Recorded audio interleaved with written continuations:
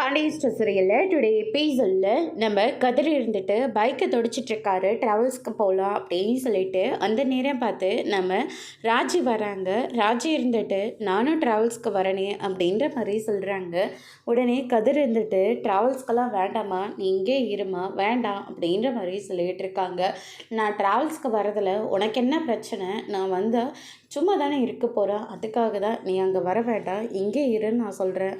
அதான் எக்ஸாமுக்காக படிக்கிறதுக்காக வர வேண்டான்னு சொன்னேன், ஆனால் இப்போ ஏன் வர வேண்டான்னு சொல்லிட்டு இருக்க அப்படின்னு சொல்லிட்டு நம்ம ராஜு வந்து கேட்டு பேசிக்கிட்டு இருக்காங்க. அந்த நேரம் பார்த்து அம்மாச்சி மெதுவாக வராங்க. எப்படிம்மா இருக்க ராஜி அப்படின்னு சொல்லிட்டு கேட்கவும், ஆனால் கதிருக்கு என்ன பேசுகிறதுன்னு தெரியல, அப்படியே சைலண்ட்டாக ஆயிடுறாரு. அதுக்கடுத்து தான் வந்து பார்த்திங்கன்னா, ஆமாம் நைட்டெல்லாம் சரியாக தூங்கவே இல்லையாம்மா, ஏம்மா முகெல்லாம் வாடி போயிருக்கு, ஆனால் நான் அப்படி இல்லைம்மா, ஏசி காற்றுல நல்லா ஜம்முன்னு தூங்கிட்டுருக்கேன், ஏசி இல்லைன்ற குறையெல்லாம் இல்லை அப்படின்ற மாதிரி சொல்லிக்கிட்டு இருக்காங்க. அதுக்கடுத்து தான் நம்ம கதிர் இருந்துட்டு என்னை மன்னிச்சிடுங்க அம்மாச்சி அப்படின்ற மாதிரி சொல்கிறாங்க. நீ எதுக்குப்பா எங்கிட்ட மன்னிப்பை கேட்குற, நீ என்ன தப்பு பண்ண அப்படின்னு சொல்லிட்டு கேட்கவும், இல்லைம்மாச்சி என்னதான் இருந்தாலையும் உங்கள் மனசை காயப்படுற மாதிரி நான் நடந்திருந்துக்கூடாது, ஆனால் தெரியாதத்தனமா எனக்கு வேறு வழி இல்லாமல் நான் அப்படி நடந்துக்கிட்டேன், என்னை மன்னிச்சிடுங்க அம்மாச்சி அப்படின்ற மாதிரி சொல்கிறாங்க. நீ என்னையா தப்பு பண்ண, நீ எந்த தப்பும் பண்ணலை அப்படின்ற மாதிரி சொல்லிடுறாங்க. என் பிள்ளை என்கிட்ட நடந்த எல்லா விஷயத்தையும் சொல்லிட்டாரியா அப்படின்ற மாதிரி சொல்லிடுறாங்க. நீதாயே உண்மையான பெரிய மனுஷன், உண்மையாக சொன்னால் நான் போக மாட்டேன்னு நினச்சிக்கிட்டு என்னை அப்படியெல்லாம் அவமானப்படுத்தி வெளியே துரத்தி விட்டுல. இல்லம்மாச்சி என்னை மன்னிச்சிடுங்க, அவமானப்படுத்தி தான் உங்களை வீட்டை விட்டு வெளியே அனுப்பணும்னு என் நோக்கம் கிடையாது, ஆனால் வெளியே போகணும் சொல்லவும் முடியாது, உங்கள் வீட்டுக்கு போகணும்னு சொல்லவும் முடியாது, அதனால தான் நீங்கள் சரியாக தூங்காத வச்சு சரி நம்ம இப்படி பண்ணி உங்களை அந்த வீட்டுக்கு அனுப்பலான்னு தான் நான் இப்படி ஒரு பிளானே பண்ணேன், ஆனால் அது இந்த அளவுக்கு உங்கள் மனசை காயப்படுத்தியிருக்குன்னு நான் கொஞ்சம் கூட எதிர்பார்க்கவே இல்லை அம்மாச்சி, கண்டிப்பாக உங்களை காயப்படுத்தியிருக்கோம், என்னை மன்னிச்சிடுங்க அப்படின்ற மாதிரி சொல்கிறாங்க. நீ என்னையா தப்பு பண்ண, நீ எந்த தப்பும் பண்ணலை, என்கிட்ட முத்துவேலு எல்லா விஷயத்தையும் சொல்லிட்டாயா, உன்னை நினச்சி நாங்கள் எல்லாருமே ரொம்ப பெருமைதாயா பட்டிருக்கோம், நீ உன் மனசுக்கு நல்லா இருக்கணும் அப்படின்ற மாதிரி சொல்கிறாங்க. என்ன ஆச்சு அப்படின்னு சொல்லிட்டு ராஜு வந்து கேட்கவும், ஏம்மா உனக்கு தெரியாதா அப்படின்னு சொல்லிட்டு கேட்குறாங்க. எனக்கு எதுவும் தெரியாது, என்னாச்சுன்னு சொல்லுங்கள் அப்படின்னு சொல்லிட்டு கேட்கவும், அதுக்கடுத்து தான் வந்து பார்த்திங்கன்னா, இதுதாம்மா விஷயம், என்னை அந்த வீட்டுக்கு அனுப்புறதுக்காக தான் உங்கள் அப்பாவுக்கோ உடம்பு சரியில்லைன்னு சொன்ன உடனே அவரை ரொம்பவே பயந்து போயிட்டா, அதனால தான் கதிர் மூலயமா அவங்கள வீட்டுக்கு அனுப்புறதுக்காக பிளான் போட்டிருக்காங்க அப்படின்ற மாதிரி சொல்லிடுறாங்க. இதை கேட்டோன்னே ராஜி வந்து பயங்கரமாக ஷாக் ஆக்குறாங்க. இது என்கிட்ட நீ சொல்லியிருக்கலாம்ல அப்படின்னு, அதனால் நான் உங்ககிட்ட எவ்வளோ தூரம் சண்டை போட்டேன், ஆனால் எதுவுமே பெருசாக எடுத்துக்காமல் இவ்வளோ நல்ல விஷயம் பண்ணியிருக்க நீ அப்படின்ற மாதிரி சொல்லிக்கிட்டு இருக்காங்க. அதுக்கடுத்ததை வந்து பார்த்திங்கன்னா, கதிர் என்றைக்குமே தப்பு பண்ண மாட்டான் ராஜி அப்படின்னு சொல்லிட்டு அம்மாச்சி வந்து கதிரை பற்றி ரொம்பவே பெருமையாக வந்து சொல்லிக்கிட்டு இருக்காங்க. இது எல்லாத்தையும் சக்திவேல் வந்து கேட்டுட்ருக்காரு.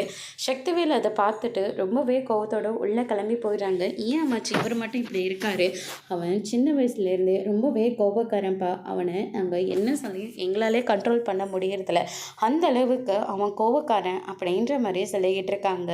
அதுக்கடுத்து தான் நான் ஒன்றும் இவரை சொல்லலை அம்மாச்சி, ராஜியோட அப்பாவா சொல்கிறேன் அப்படின்ற மாதிரி சொல்கிறாங்க.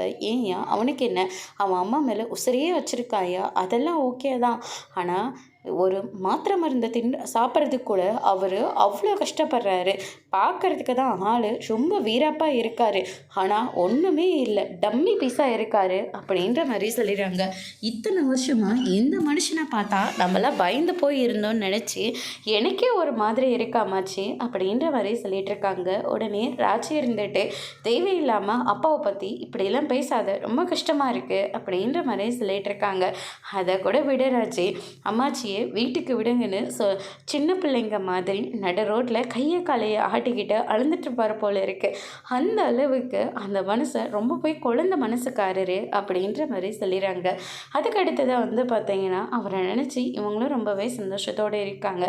அதுக்கு அடுத்ததான் நம்ம பாண்டியன் இருந்துட்டு கடையில் இருக்காரு. மறுபடியும் அதே ஆள் வந்து நாங்கள் வீட்லேயே கடலை மிட்டாய், எள்ளு மிட்டாய் இப்படி எல்லா வெரைட்டிஸாக பண்ணிக்கிட்டு இருக்கோம், இப்போ எல்லாருமே சக்கரை அது இதுன்னு சொல்லிட்டு சொல்லிட்டு கண்டதை போனதை சாப்பிட்டுட்டு இருக்காங்க.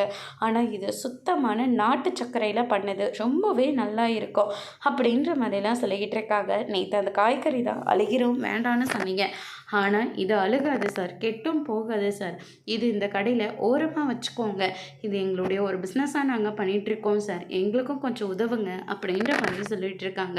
தேவையில்லாமல் இங்கே வைக்காத தம்பி, யாரும் வாங்க மாட்டாங்க, இப்போ காலகட்டமே மாறி போச்சு தம்பி அப்படின்ற மாதிரி சொல்லிட்டு இருக்காங்க.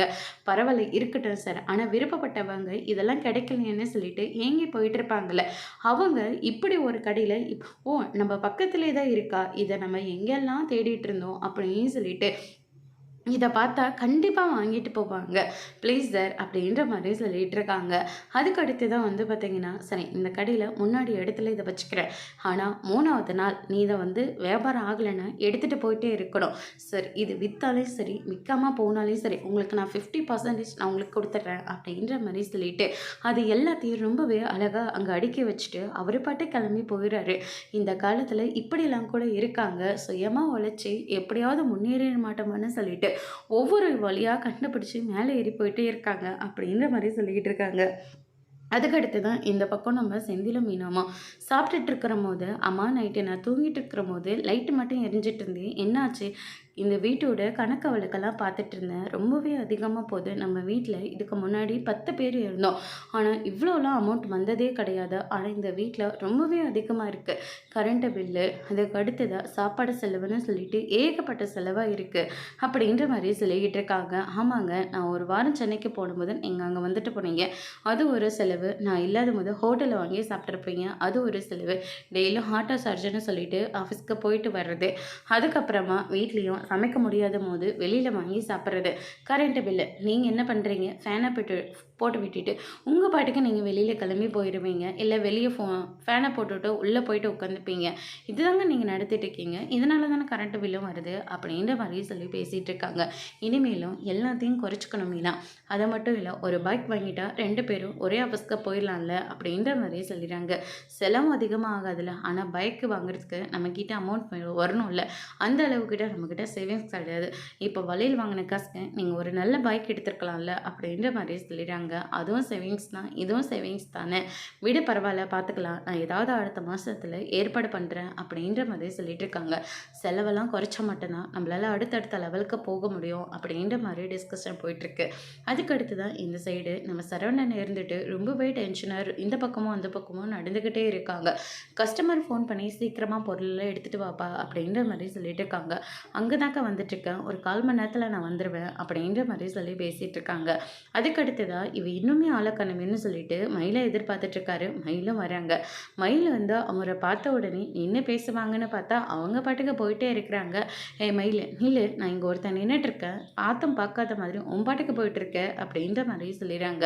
நான் உன்னை பார்க்குறதுக்காக தான் இங்கே வந்தேன், நேற்று வந்து பெரிய இவளாட்டம் அந்த பணத்தை வந்து ரிட்டர்ன் பண்ணிட்டு போகிறேன், குழந்தைக்காக கொடுத்த பணம் தானே, என் குழந்தைக்காக, அது ஒன்றும் உனக்கு கொடுத்தது இல்லையே அப்படின்ற மாதிரி சொல்கிறாங்க. எல்லாமே எனக்கு தெரியுங்க, அவங்க வந்து என்ன நோக்கத்தோட பணத்தை கொடுத்துட்டு போனாங்க, இப்படி எல்லா விஷயமும் எனக்கு தெரியும். அது மட்டும் இல்லை, இது உங்கள் குழந்தையா, பரவாயில்லையா, ஒத்துக்கிட்டீங்களே, இது உங்களோட குழந்தை தான், அன்னைக்கு ஏதோ கோவத்தில் பேசிட்டா, அதுக்காக நீ இப்படியெல்லாம் நடந்துப்பியா, இன்னும் நீ அந்த நாடகம் போடுறதெல்லாம் நிப்பாட்டவே இல்லையா, தப்பை எல்லாத்தையும் உன் பக்கம் வச்சுக்கிட்டு இப்படி நாடகம் போட்டுட்டு இருந்தா நீ நல்லவன் நான் கெட்டவனை எல்லாருக்கும் வெளிக்காட்ட பார்க்குறியா அப்படின்ற மாதிரி சொல்கிறாங்க. நான் தப்பு எல்லாமே என் மேலே தான், அதுக்கு எனக்கு நல்லாவே தெரியும், அதுக்கான தண்டனையும் நான் அனுபவிச்சிட்ருக்கேன், போதுங்க, இதுக்கு மேலேயும் உங்களை தேடி நான் வரமாட்டேன், அதான் டிவோர்ஸ் வேணும்னு கேட்டிங்களே, டிவோர்ஸும் கொடுக்கறதுக்கு தயாராக இருக்கேன், குழந்தைய என்னால் எப்படி வளர்க்க முடியுமோ நான் வளர்த்துக்கிறேன், குழந்தைய நான் உங்ககிட்ட கொடுப்பேன், பெத்த அடுத்த நிமிஷமே நான் என் குழந்தைய தூக்கிட்டு போயிடுவேன், ஒரு பொய் சொல்ல பொய்னா என்னன்னு கூட தெரியாத அளவுக்கு என் பிள்ளையை நான் வளர்க்க போகிறேன் அப்படின்னு சொல்லிட்டு சரவணன் வந்து சொல்கிறாங்க. சரவணன் சொன்ன அந்த வார்த்தை தங்கமயிலுக்கு ரொம்பவே அதிர்ச்சியை உருவாக்குது. அதோட இன்னைக்கான எபிசோட் முடிச்சிருக்காங்க. இனி பாண்டியன் ஸ்டோர் சீரியலில் அடுத்தடுத்து என்னெல்லாம் நடக்க போகுதுன்றதை வெயிட் பண்ணி பார்க்கலாம். தேங்க்யூ.